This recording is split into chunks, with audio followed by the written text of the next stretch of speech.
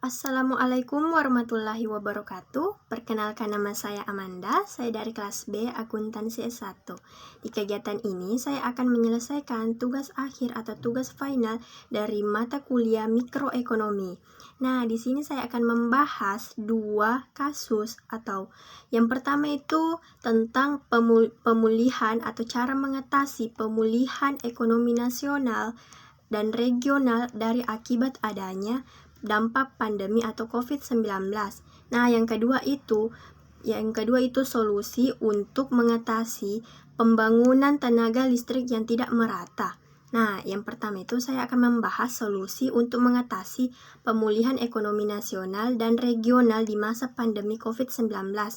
Nah, yang pertama itu kita akan bahas apa sih sebenarnya COVID-19 ini. Nah, COVID-19 adalah penyakit menular yang menjadi sebuah pandemi yang terjadi di banyak negara di seluruh dunia. Nah, dalam kondisi seperti ini, virus yang sering disebut dengan corona merupakan suatu wadah yang tidak bisa dianggap biasa saja, terutama pada negara kita sendiri, yaitu Indonesia. Nah, dampaknya yang sangat menonjol yaitu terhadap ekonomi. Jadi, dari soal kasus pertama, solusi mengatasi pemulihan ekonomi nasional yaitu pemerintah, yaitu ekonomi nasional kan berarti pemerintah pusat. Jadi, pemerintah pusat yang bersifat nasional ini, jadi mereka yang menghandle pemulihan ekonomi ini secara nasional berupa memberikan kebijakan seperti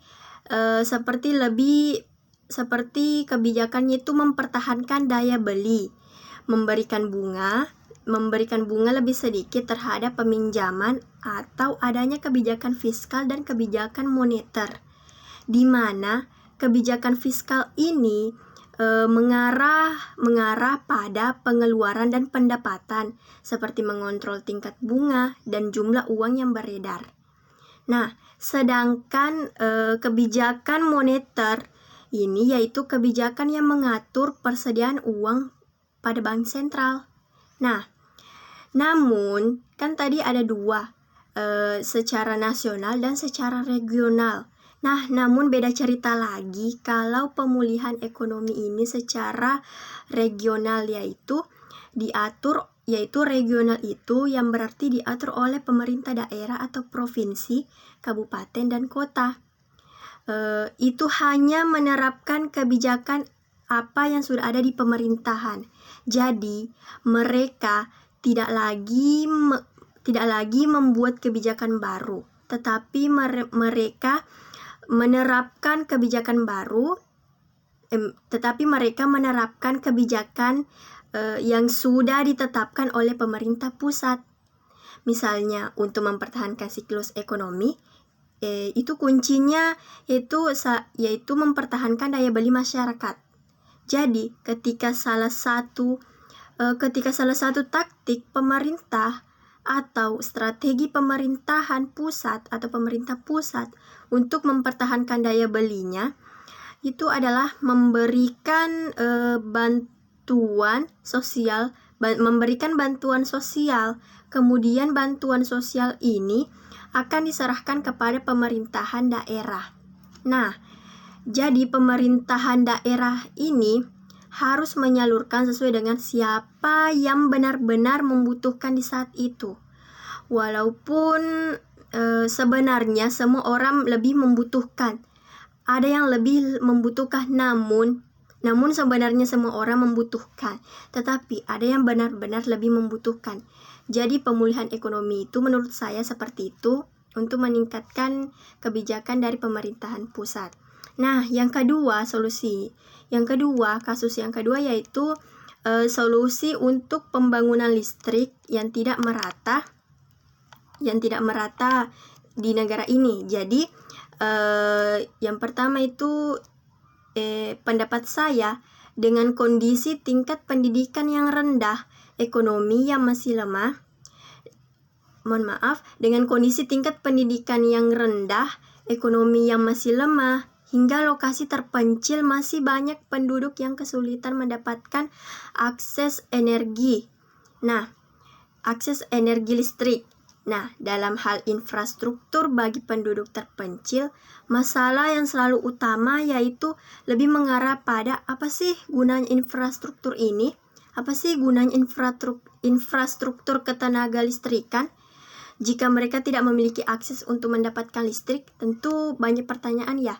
Jadi, solusinya yaitu dapat memadai minimnya akses energi listrik, yaitu pemerintah lebih memprioritaskan lagi para penduduk yang tinggal di desa terpencil. Jadi pemerintah itu merangkul atau lebih mengutamakan desa terpencil ini dengan cara membangun atau memberikan mesin tenaga listrik berupa genset.